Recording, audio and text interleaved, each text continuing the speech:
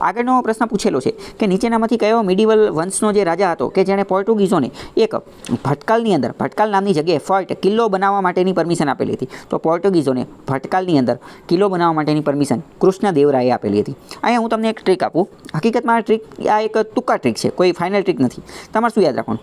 ગમે ત્યારે પરીક્ષાની અંદર પ્રશ્ન પૂછેલો હોય અને ઓપ્શન આપેલો હોય, ઓપ્શનની અંદર જો કૃષ્ણદેવરાય આપેલું હોય ને તો એ ટીક કરી નાખવાનું. એના જવાબ સાચા પડવાની શક્યતા ખૂબ જ વધુ છે.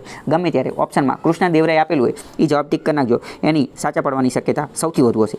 કોઈ ગેરંટી નથી, પરંતુ આ તુક્કાનો મતલબ શું કે ભાઈ તુક્કામાં કોઈ ગેરંટી હોય નહીં. કૃષ્ણદેવરાય જે છે એ તુલુ વંશનો રાજા હતો, બાબરનો સમકાલીન હતો. બાબરે પોતાની પુસ્તકની અંદર એવું લખેલું છે કે હું જ્યારે ભારતની અંદર 1526ની અંદર રાજ્ય કરવા માટે આવ્યો તો મને જો મારો કોઈ સામનો કરી શકે એવો કોઈ શક્તિશાળી રાજા ભારતની અંદર જો મને કોઈ દેખાતો હોય તો એ એક જ છે. કોણ? તો કે કૃષ્ણદેવરાય.